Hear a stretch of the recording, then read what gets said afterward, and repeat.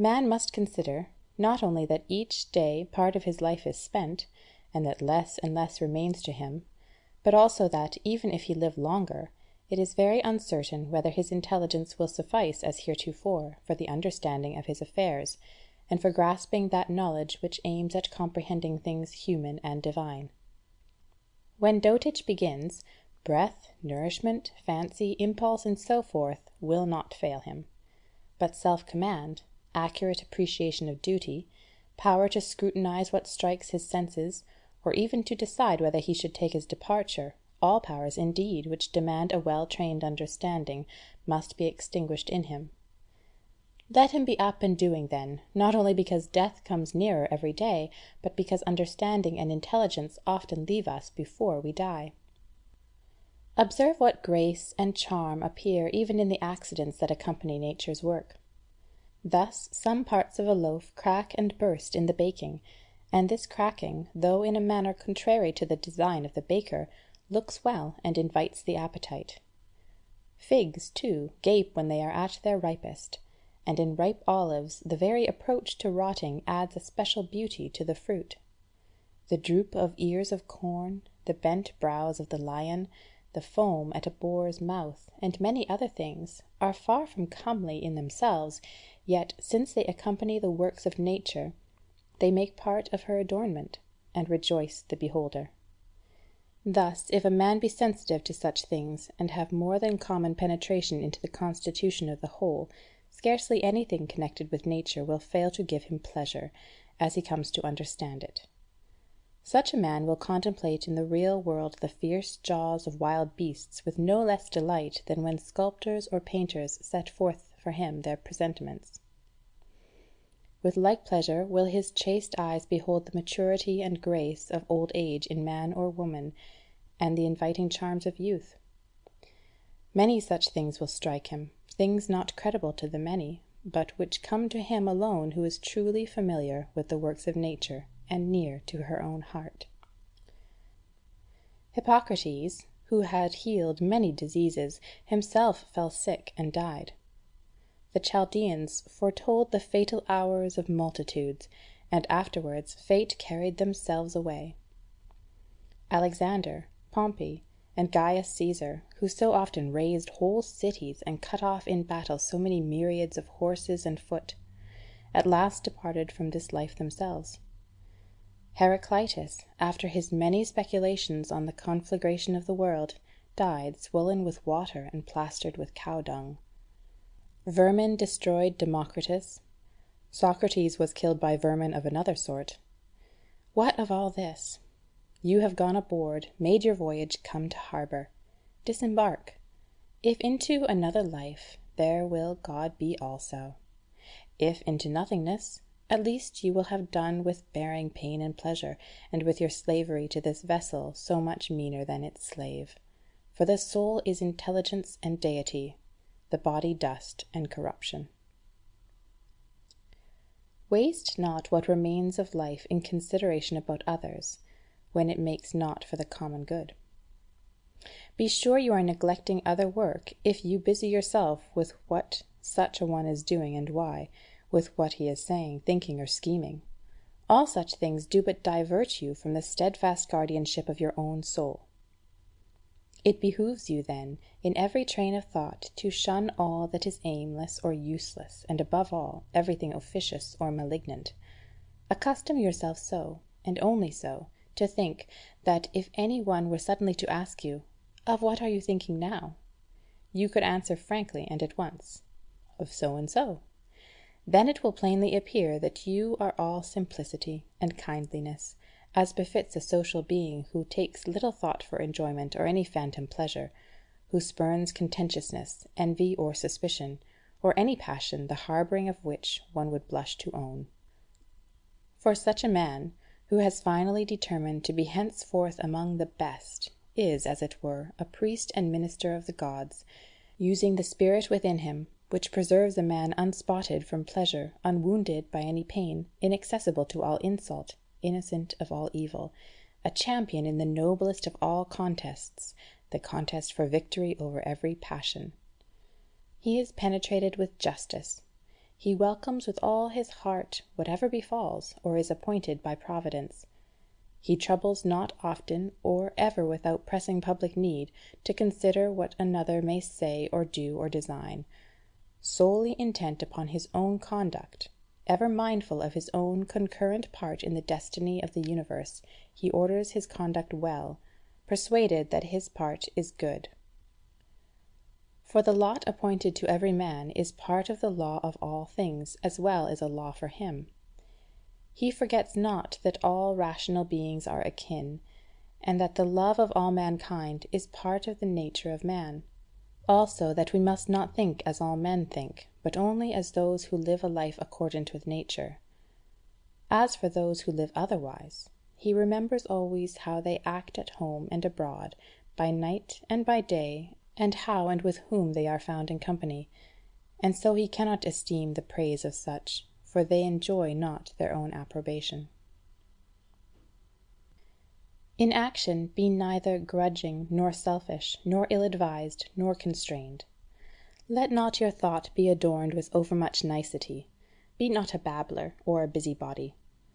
Let the God within direct you, as a manly being, as an elder, a statesman, a Roman, and a ruler, standing prepared like one who awaits the recall from life, in marching order, requiring neither an oath nor the testimony of any man.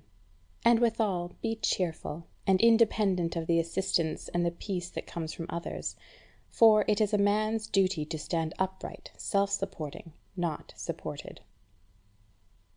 If in the life of man you will find anything better than justice, truth, sobriety, manliness, and in some anything better than the satisfaction of your soul with itself in that wherein it is given you to follow right reason, and with fate in that which is determined beyond your control, if, I say, you find aught better than this, then turn thereto with all your heart and enjoy it as the best that is to be found. But if nothing seems to you better than the divinity seated within you, which has conquered all your impulses, which sifts all your thoughts, which, as Socrates said, has detached itself from the promptings of sense and devoted itself to God and to the love of mankind, if you find every other thing small and worthless compared with this, see that you give place to no other which might turn, divert, or distract you from holding in highest esteem the good which is especially and properly your own. For it is not permitted to us to substitute for that which is good in reason, or in fact, anything not agreeable thereto, such as the praise of the many, power, riches, or the pursuit of pleasure. All these things may seem admissible for a moment, but presently they get the upper hand and lead us astray. But do you, I say, frankly and freely choose the best, and keep to it. The best is what is for your advantage. If now you choose what is for your spiritual advantage, hold it fast. If what is for your body's advantage, admit that it is so chosen, and keep your choice with all modesty. Only see that you make a sure discrimination. Never esteem aught of advantage which will oblige you to break your faith or to desert your honour, to hate, to suspect, or to execrate any man, to play a part, or to set your mind on anything that needs to be hidden by wall or curtain. He who to all things prefers the soul, the divinity within him, and the sacred cult of its virtues, makes no tragic groan or gesture. He needs neither solitude nor a crowd of spectators, and best of all, he will live neither seeking nor shunning death. Whether the soul shall use its surrounding body for a longer or shorter space is to him indifferent. Were he to depart this moment, he would go as readily as he would do any other seemly and proper action, holding one thing only in lifelong avoidance, to find his soul in any case unbefitting an intelligent social being. In the soul of the chastened and purified man you would find nothing putrid, foul, or festering. Fate does not cut off his life before its proper end, as one would say of an actor who left the stage before his part was ended, or he that reached his appointed exit. There remains nothing servile or affected, nothing too conventional or too seclusive, nothing that fears censure or courts concealment. Hold in honour the faculty which forms opinions. It depends on this faculty alone that no opinion your soul entertains be inconsistent with the nature and constitution of the rational being. It ensures that we form no rash judgments, that we are kindly to men and obedient to the gods. Cast from you then all other things, retaining these few. Remember also that every man lives only this present moment, which is a fleeting instant. The rest of time is either spent or quite unknown. Short is the time which each of us has to live, and small the corner of the earth he has to live in. Short is the longest posthumous fame, and this preserved through a succession of poor mortals, soon themselves to die. Men who knew not themselves, far less those who died long ago. To these maxims add this other: accurately define or describe everything that strikes your imagination, so that you may see and distinguish what it is in naked essence, and what it is in its entirety; that you may tell yourself the proper name of the thing itself, and the names of the parts of which it is compounded, and into which it will be resolved. Nothing makes mind greater than the power to inquire into all things that present themselves in life, and, while you examine them, to consider at the same time of what fashion is the universe, and what is the function in it of these things, of what importance they are to the whole, of what to man who is a citizen of that highest city, of which all other cities are but households. Consider what is this thing that now makes an impression on you, of what it is composed, and how long it is destined to endure. Consider also for what virtue it calls, whether it be gentleness, courage, truthfulness, fidelity, simplicity, independence, or any other.